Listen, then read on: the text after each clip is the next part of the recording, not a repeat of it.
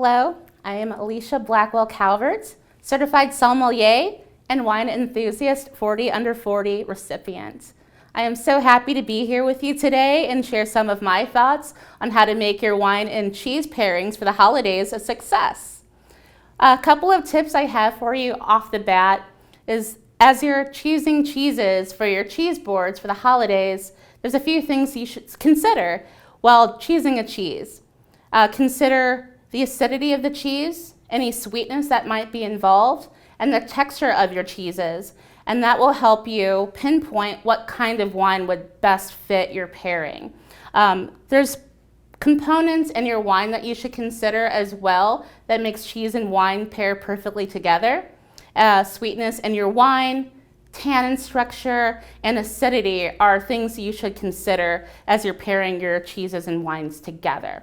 And that will make a little more sense as we're going through our pairings today.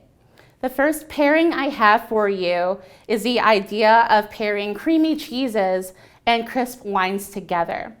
Creamy cheeses are in the brie family, camembert, cream cheese, cheese that are very mild and easy to spread on crackers and bread.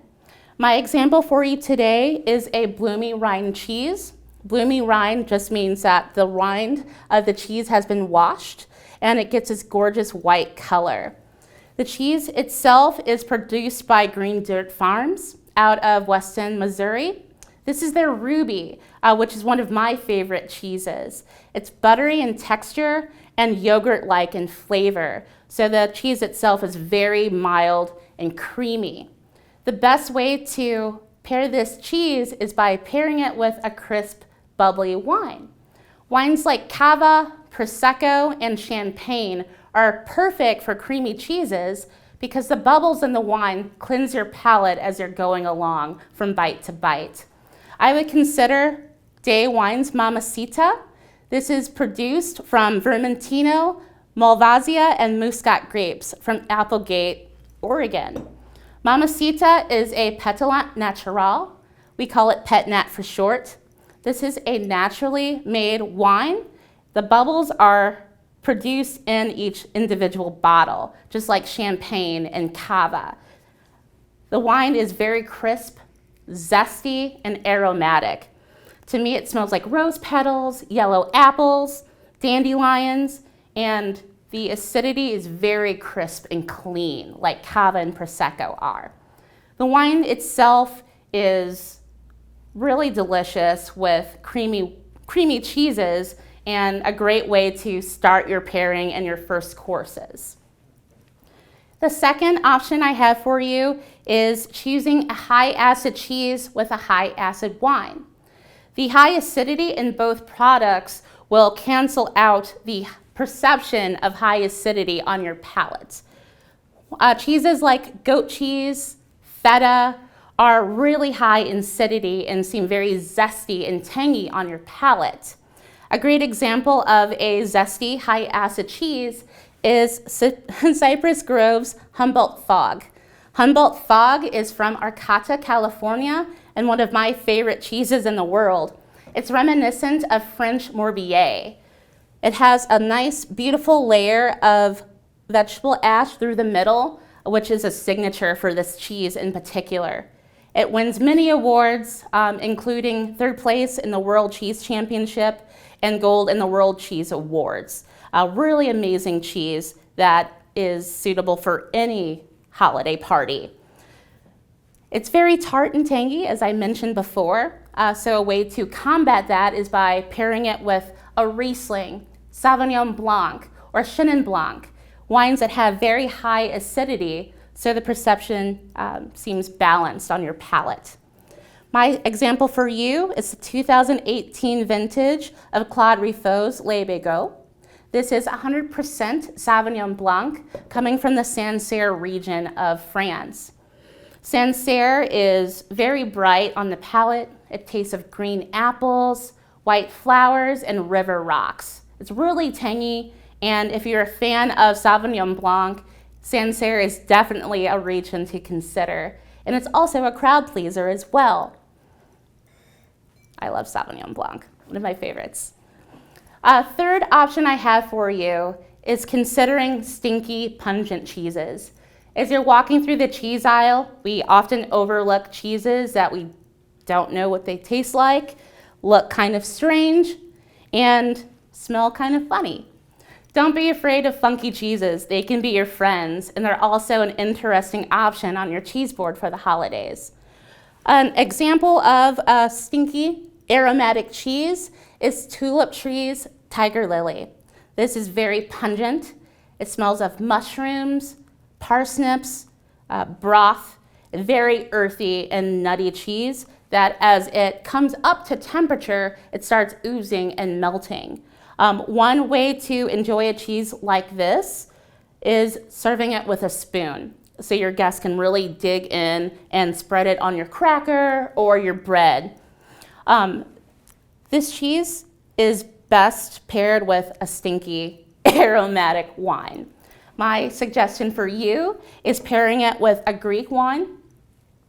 My suggestion is Domaine Glanovos Paleo Caricio.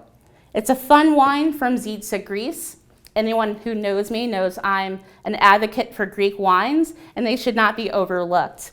The Paleo Caricio is a great foil to the aromatics of the Tiger Lily. The wine itself smells like mealy yellow apples and bruised peaches. It smells like dried flowers and rainier cherries. So there's a lot of interesting aromatics that might not seem to go together, but the wine itself is well balanced, really nice acidity, and has a little residual sugar. The residual sugar in the wine balances the sweetness of it. So don't think that it's too sweet. The aromatics of the wine itself is a great pairing for the aromatics of the cheese. So in all, weird and weird go best together. My next pairing for you this evening is pairing high fatty aged cheeses with high tannin wines.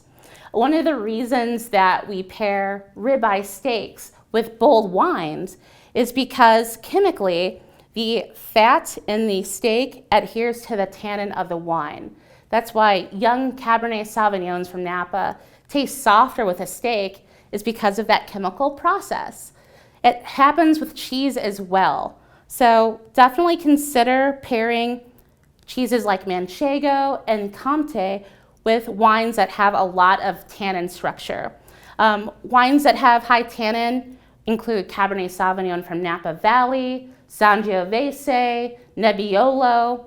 Wines that are drying on your palate and seem tart are best paired with high-fat cheeses. The reasons that a cheese like Manchego has a higher fat content is that as the cheese ages, the water evaporates from the cheese and leaves fat content behind. So today I have E. Trigal's 12-month aged Manchego cheese for you today. This is from La Mancha, Spain. This is a traditional region for Manchego cheese, and it cannot come from any other area in the world. You know you're consuming Manchego because it has a distinct herringbone marking on the side. The 12-month aged Manchego goes really well with Rioja.